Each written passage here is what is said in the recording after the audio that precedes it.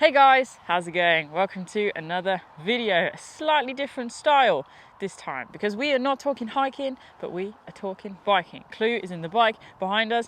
This is Blue, by the way, my new friend who I've been hanging out with for the last 30 days. In fact, we're taking a brief pause at this very moment as we are on Abbie Bikes Britain and we wanted to record this video along with a whole bunch of other videos we're really keen to share with you. But essentially, if you haven't heard of our Abbie Bikes Britain project, what we're doing is cycling from Dunnet Head and John O Groats, the most northerly points of the United Kingdom, all the way down to Land's End via each of the UK's 15 national parks. Does mean we have to zigzag quite a lot. At each national park, we're hiking to the highest point and we are shooting a 3-part film series, having conversations along the way, running a national campaign, all for mental health awareness and environmental conservation. We're working closely with National Parks UK and the Camping and Caravan Club as well. They're supporting us on our mission. And what I thought I'd do today is basically break down my kit that I use when I'm actually out and about on the bike. So it's not refueling, it's not our van that we're staying in, so there's no van life attached to this. It's pure, simple, humble cycling kit that I'm using on a day-to-day basis. And the reason why I wanted to do this is sort of break down some barriers or perceived barriers that might be in place in a sense of what you need in order to do a massive expedition like this. So I'm cycling 2,000 miles. It's 55 days in total, this project, with all the hiking in between as well.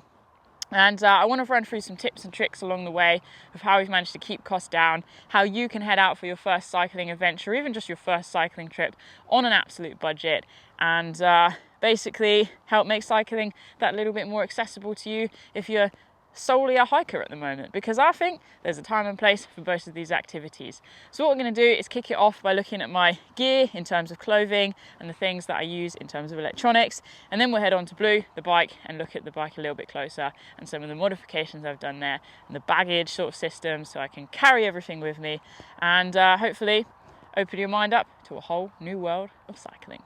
Alrighty, so a little bit closer up, a little bit more comfortable here. This is all the stuff that I wear on a day-to-day basis when I'm out and about on the bike. Now I'm really excited to dive into this because, as I say, we've done this on a budget, we've got some tips and tricks to share with you, and Le Jog, so Land's End to John O Groats, and JOGLE, John O Groats to Land's End, are very common cycling expeditions. They're the pinnacle of what a lot of people want to do, and I'm really hoping that sharing some of this stuff is just going to help give you a few ideas and open up some doors to help make this a little bit more accessible for you. So what I'm wearing is basically what I wear every single day. So we're going to start sort of with the cooler layers and then work on that layering system, then get to hats and shoes, whatever, helmet and shoes, and break all of that down. But I think there's going to be a few things that surprise you here because I've steered away from the materialistic side of things. And basically what I've got is using Dhb. Dhb is a brand that I've ended up turning towards quite a bit in terms of things that I have actually purchased new. The reason why is it's quite budget, and I really like that they've got a lot of sustainable blue sign products within their market range. So blue sign is sort of that ethical element to things that a lot of outdoor brands are starting to turn towards. So what I'm wearing are the Dhb Aeron shorts, and you can see I've gone for the little blue flare on the leg there. Quite like these. I've got 2 pairs of these, and then I've got some other shorts as well. So very common within the cycling world is Castelli, the brand Castelli. And you can see these guys, they look really worn and really knackered, and they make them look pretty hardcore. But the truth is, these are expensive cycling pants. And the reason why I have these is because Anna, my nifty partner, she managed to get these secondhand on eBay. And I've got 2 pairs of these. So rather than paying full price, I think we definitely paid less than half. So it's quite nice to have a number of different cycling shorts, bibs, because essentially I swap them out every single day. So when you're wearing cycling shorts or bibs, you don't wear anything underneath. So swapping them out every day obviously really helps with hygiene. That is a luxury that I've definitely got whilst being on the road with a support van. But this is a 55-day trip and we've got the hiking and all sorts of other things involved, so the support van is very required. But even if you were just doing this purely as a bikepacking adventure, you just wash them out every single day, have a couple, 2-3 pairs to rotate, and you'll be absolutely fine. So that's basically what I do in terms of hygiene there with the shorts. And then just use a load of chamois cream. So chamois cream is essentially antibacterial cream that you use down there.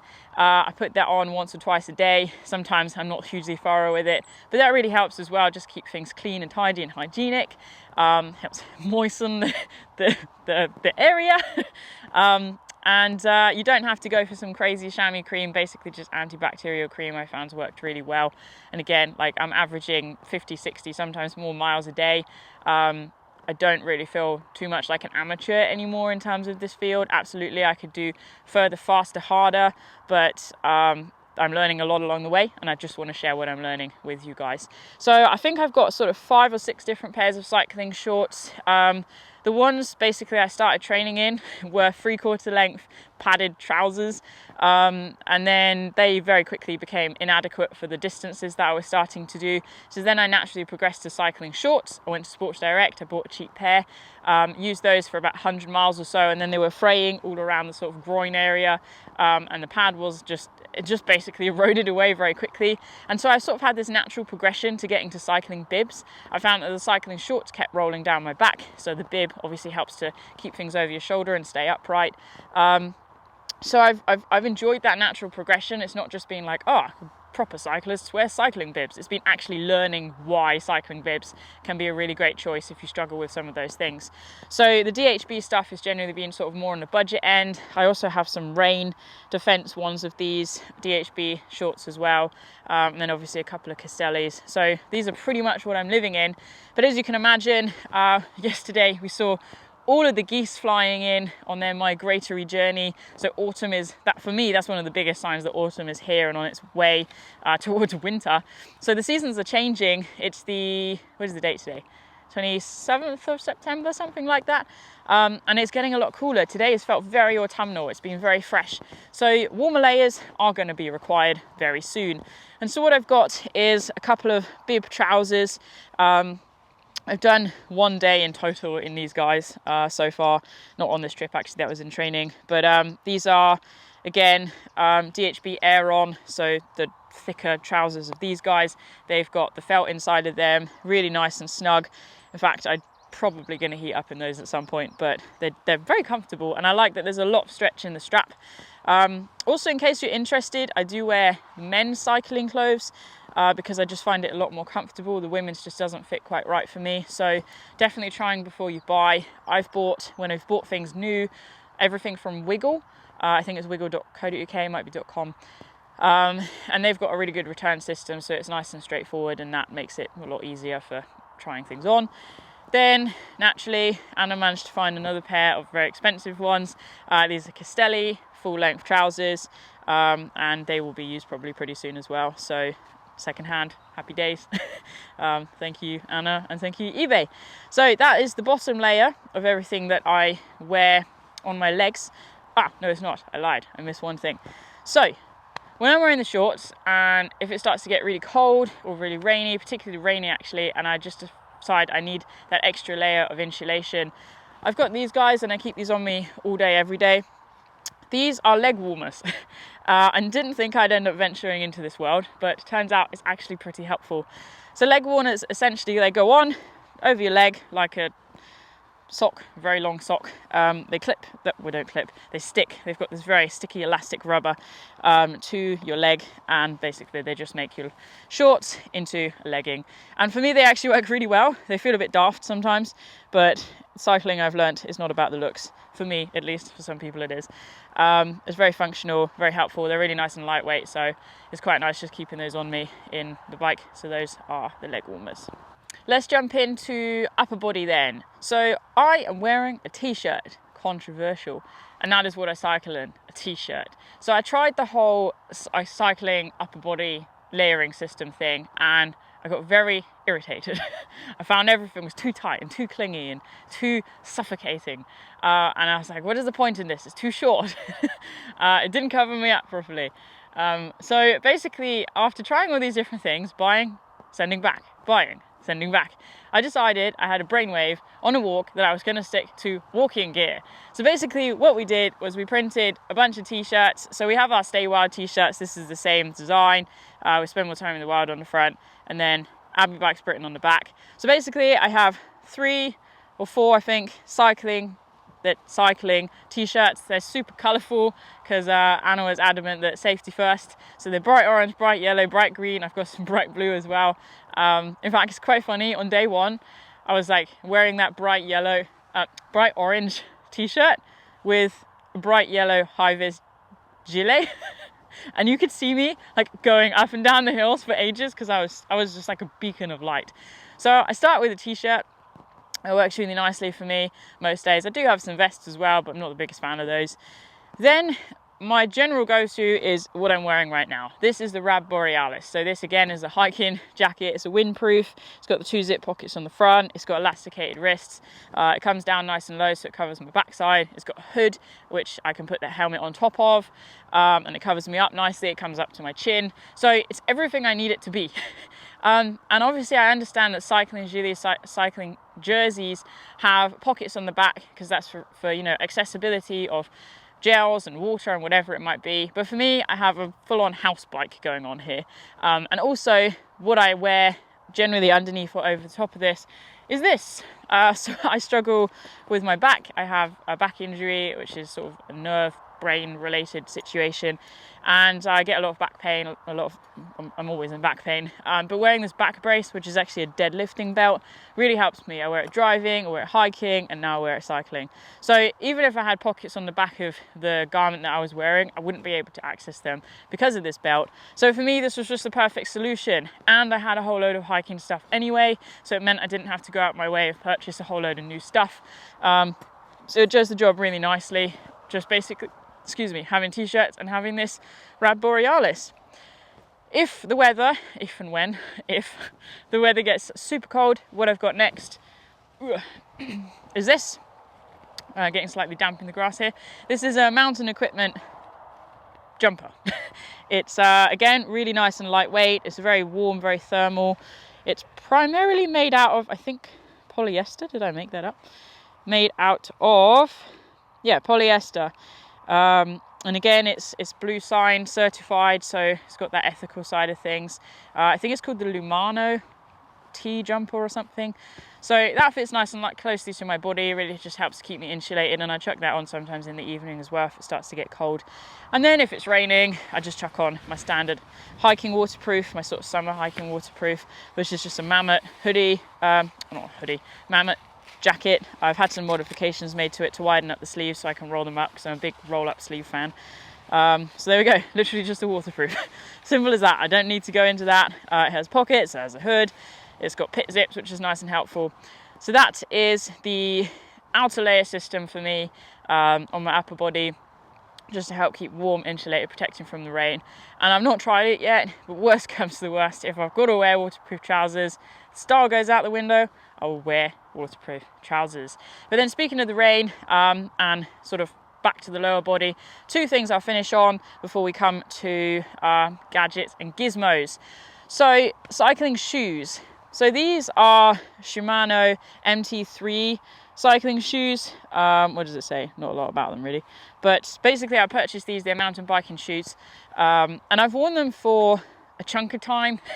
But the saddest thing is I like the clip-in system. The clip-in system, for a lot of you guys who don't know, really just helps with posture once your bike's set up properly, and it helps with sort of energy efficiency. You know, you get a lot more buck for the bang, if that makes sense. You got the pull through the pedals as well as the push. But I found they've really agitated my plantar fasciitis, so I haven't been wearing them that much. In fact, most of the 1,000 miles that we've cycled so far have been in these stinky old things, which are just old Salomon trousers. Shoes. They've done the job for me. I don't know what they are. I don't think they make them anymore. XR Shift it says on them, so maybe that might help. They've got holes in them, but I like these shoes a lot. So I'm cycling in trainers, which is very controversial. As I say, I'm not going for any fancy cycling look here. And then the final thing to point out on the shoe side of things is these snazzy looking things. Make me look like I'm gonna go wading and catch some fish. But basically, they feel like wetsuit material, and they go over your shoes, and they can just help with insulation and water protection on those really wet, cold days. Haven't needed to whip these out yet, but they fit fine, and they feel funny. So ticking all the boxes with the cycling over shoes there. Let's get down to it. So we've reached the helmet. Obviously I don't cycle along in my hat, it's quite a sad thing, but you know, safety comes first. We've already discovered that I might make myself obvious from satellite stations going around the world, so helmet needs to be factored into this. So in case you're wondering, this is basically just a DHB cycling helmet. They've got a whole bunch on Wiggle. I really like it. It's not got a front visor or anything, but decided I didn't need that. And then within the helmet, we've got a whole bunch of fun things to talk about, including my stinkly old gloves. So these are the gloves that I live in every single day, and you've probably seen I've just put on a jacket because it's cold and windy. I'm now going to put on the gloves because it's cold and windy, but obviously I wear these when I'm cycling. I really enjoy cycling gloves actually. They're a bit like weightlifting gloves in the sense that they've got pads on the sort of grip of the hand, which just helps to sort of absorb some of the movement that's going on through the handlebars. And then these are fingerless, so it just means you can click the gears and everything quite easily. Velcro attachments. They're just cheap old Muddy Fox cycling gloves, because for me right now cycling gloves are cycling gloves. I do have some full finger cycling gloves as well. I've only worn those once so far. And the other sort of system I've come up with, again adapting my nifty old hiking stuff, is I've got some Extremities, I think they're called, Extremities over mitts. So essentially they're like plastic covers that can go over your gloves, and they just protect your hands completely from the water, so they're completely waterproof. And I've thought about using them when I'm on like a very safe piece of road and I can just use a mitt and just be like nah, with my hands, because that's what I do when I'm cycling. So worst comes to worst, I can use those with all my waterproof stuff. So that's sort of the hat and glove side of things, and obviously I wear my sunglasses as well every day, bro, because it's sunny. But let's get to the gadgets. So I've got a whole bunch of different things here. So what I thought I'd do is I start on my person and work out towards the bike. So basically I have no technology on me except from this lanky looking thing. So this is the Aftershokz Open Comms earphones. So Aftershokz make a whole bunch of different earphone setups which are wireless Bluetooth, and they sit over your ears on your head, and they don't actually go into your ears, they sit on the bone outside of your ears, and through sort of conduction and vibration and noise you can hear the music or the podcast or the audiobook or whatever you're listening to. And what makes these ones slightly different is they've got this microphone here which sits in front of the mouth when you're using it. Which way around is it? This way.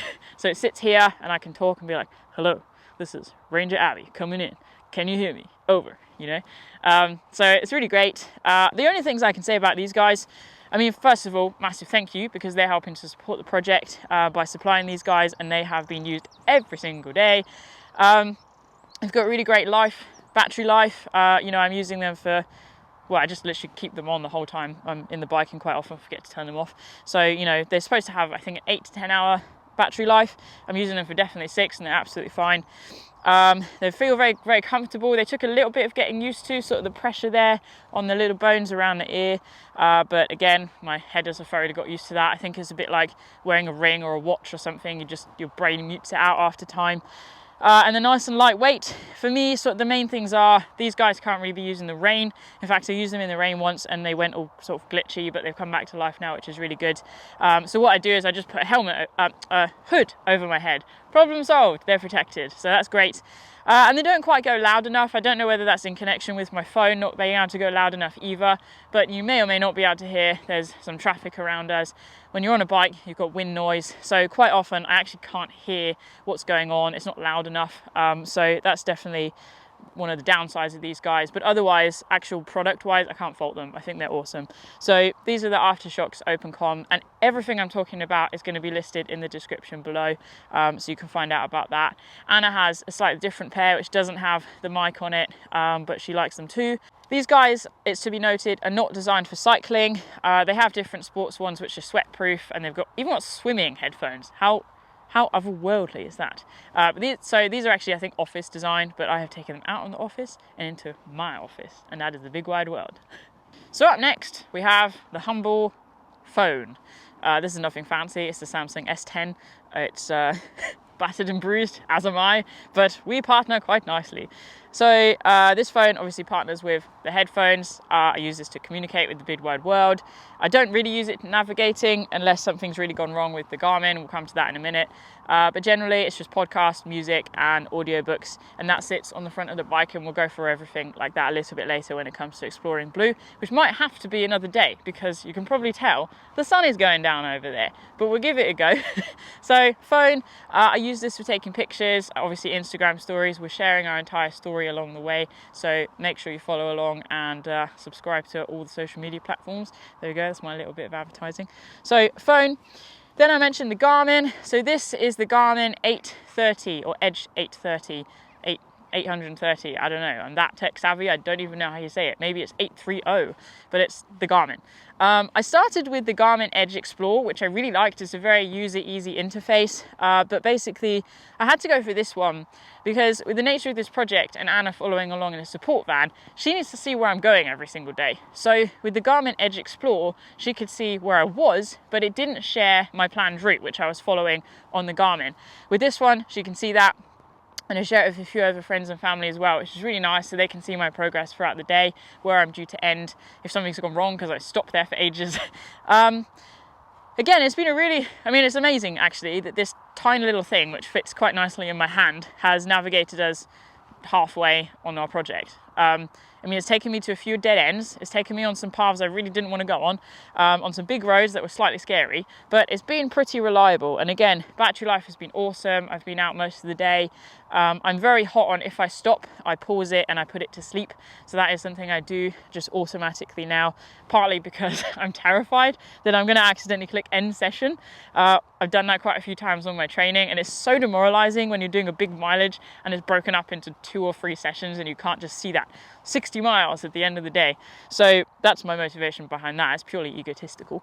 But Garmin Edge 830, I feel like I could do a proper review on this at some point. I'm not entirely sure how to do that because filming screens is a bit hard, but I'd like to break that down a little bit in whatever way I can as a non-tech savvy person. So stay tuned for a review near you. Now let's talk about lights. Lights are very important. Visibility is very important, other than the fact that I am a beacon of light cycling around on the roads across the country.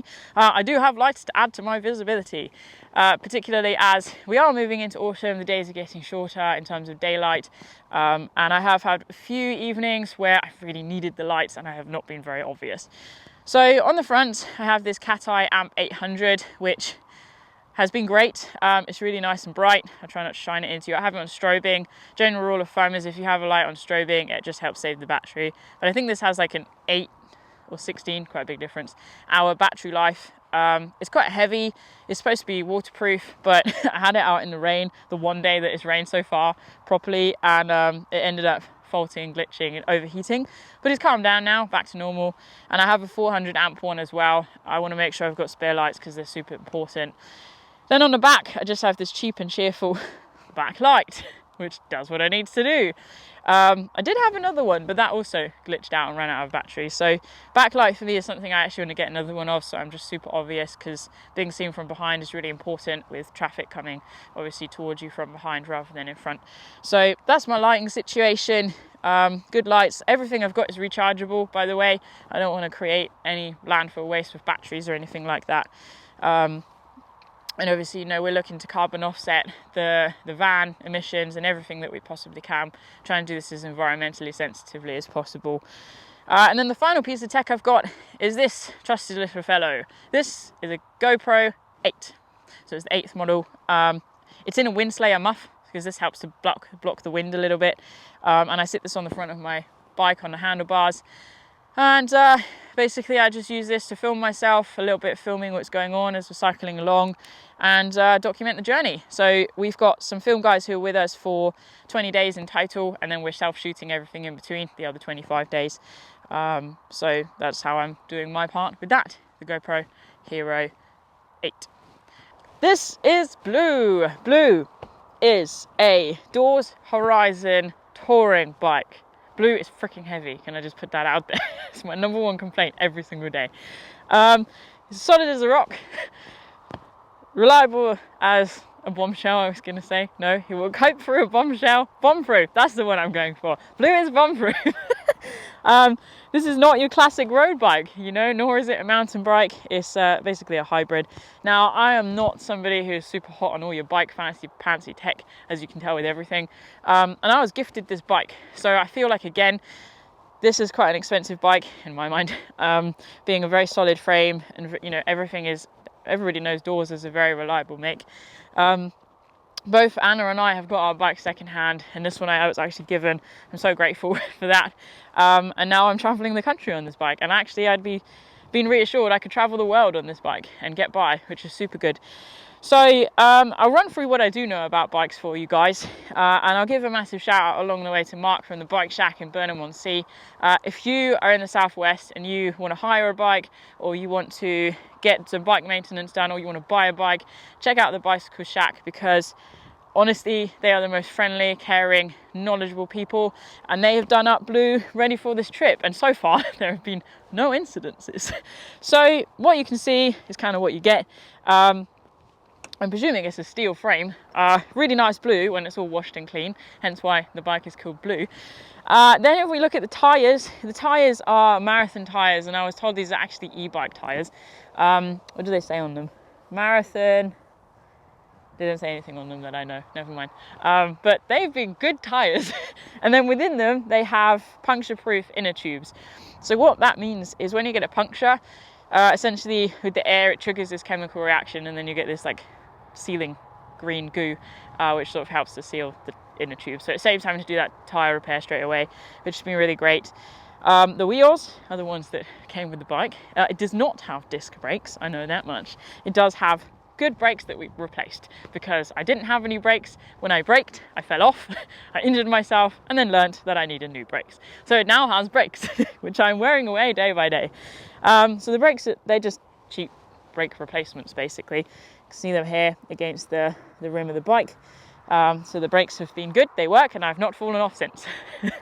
Coming up to the handlebars then, so these are obviously drop handlebars, so you can drop down, you've got all the different positions you can play with. I spend a lot of time moving around on different positions, trying to keep myself upright in general actually. I'm not worried about going for the cool racer look, because it's completely impractical 60 miles day after day after day. So I'm usually up here poodling about, so that's how I like to cycle.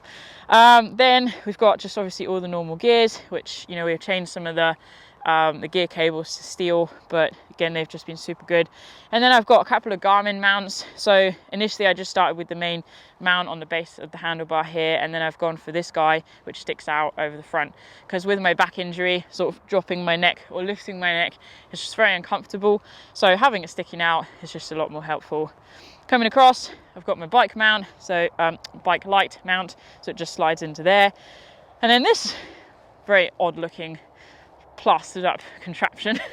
I mean, if there's nothing attached to that, I don't even know what you think that is. Basically, it's a GoPro mount.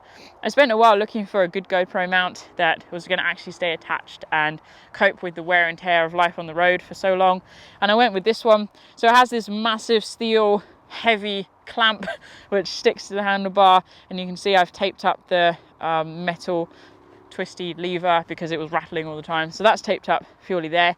Then it's got ball joints which have been very reliable, again metal, and then I've taped my GoPro mount onto the bottom, and then the GoPro sits on here. And what it means is I can swivel it around towards me, I can swivel it around forwards, I can face down, I can face up and out, I can actually get some height with it. What I am finding that halfway in is the ball joints are getting so loose that it's not holding super tight all the time, but that's okay. I'm still coping with it. So I deliberately went for metal despite the massive additional weight, because everything plastic I've used in terms of plastic mounts and tripods, they always break at some point, and the metal is just a lot more reliable, so that's why I've gone for that. So that is the handlebars. Let's come across to the crossbar. Okie dokie, so pretty standard. I've got two water bottle mount holders here. This one here is the original. This I nabbed off of Anna because somehow I successfully managed to break the metal through just life and jitteriness. So I've got a slightly different one there, but basically there's nothing really fancy about these. They're just hold the water bottles, they do the job. And then up here, I spent a long time trying to find a crossbar mount, because what I found with a lot of them is they stick out and they're really great ideas. You know, you can stick your phone in them, you can see all the things, do. But when they stick out, I'm definitely someone who rides with my knees slightly in, whether that's healthy or not, I don't know, but I do. And they kept boshing the bag and it really irritated me. So I ended up going for this one, which is just a Rock Bros cross handlebar bag. I think I went for the medium. It's supposed to be waterproof, it's not. But what it is a great little storage space. So I've got some gels in here, I've got my buff in here, I've got lip balm in here because, you know, I'm dealing with the wind and the cold and the hot and everything in between. So lip balm's always helpful. And I keep my phone in there every single day. So it's super accessible. If it's not raining, it's also the zip is a bit glitchy.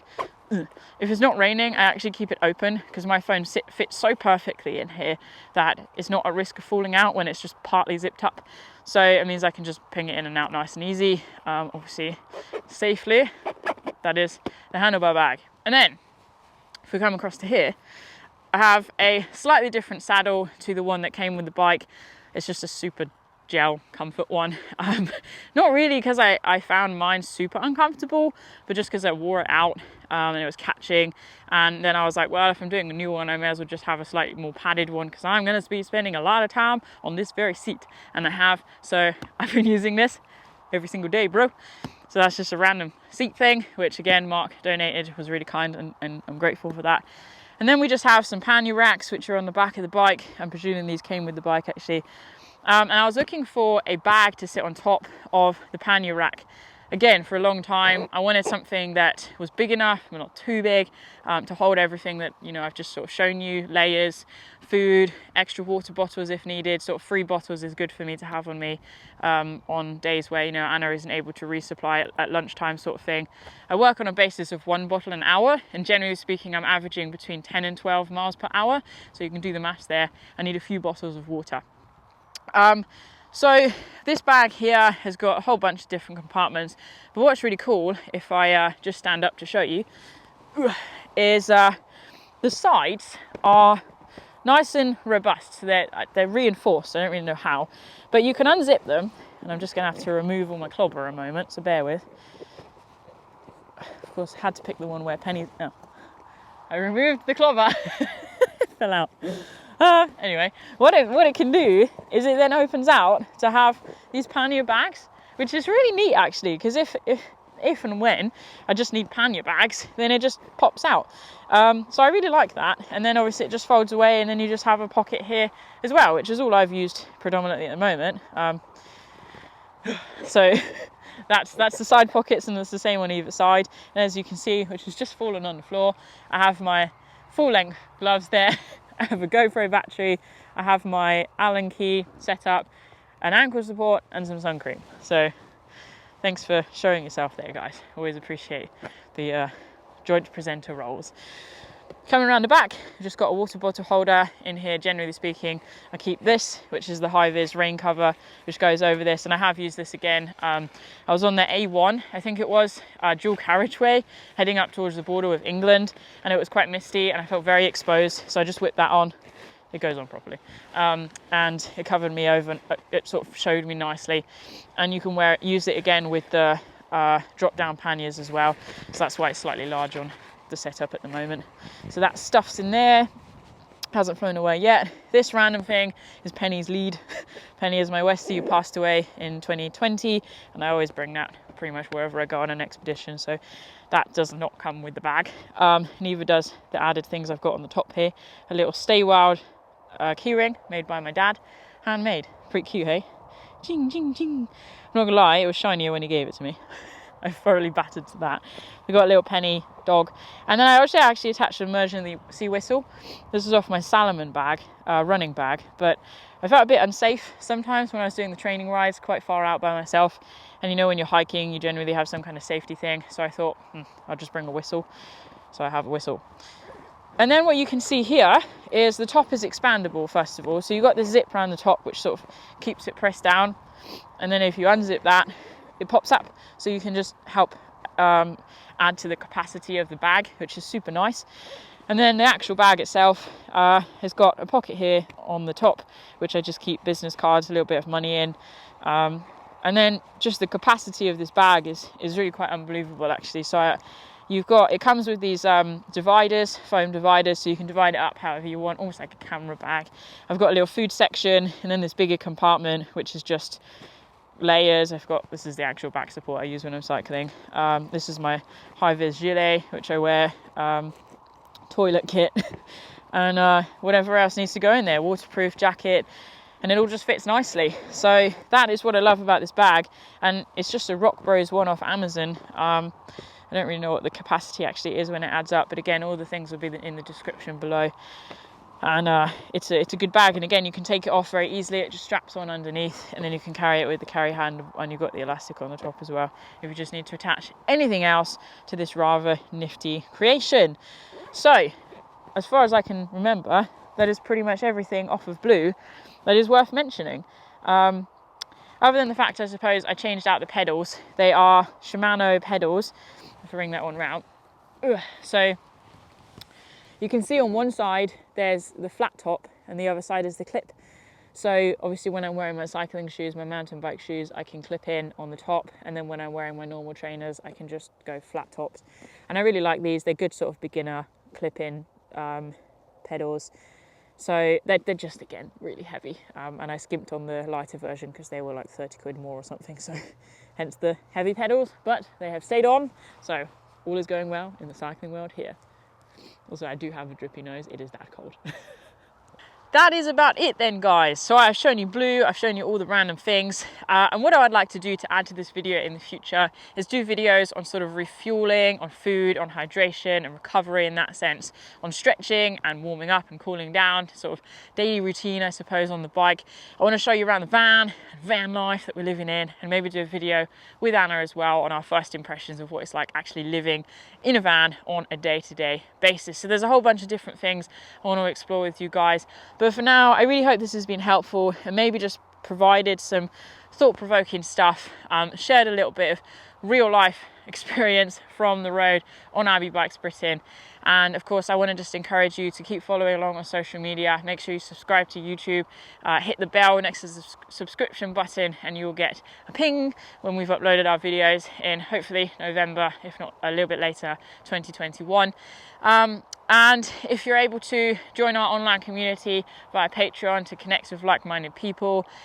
And final thing, if you have any money flying around, have a look underneath the pillows, then please do donate towards the project. Help us on our mission to spread conversations and awareness around mental health and environmental conservation across not just the United Kingdom but the world. We are on a mission to create conversations that actually can be carried, our message can be carried across the world, because we are one nation, we're one people. So please get involved if you're able to in whatever way suits. Come and hike with us. The hikes are open for the public. As you can see, there's so many ways to get involved. Don't hold back. All in the description. Get stuck in. That's all from me, guys. Until next time, enjoy your adventures and stay wild. I'll see you soon.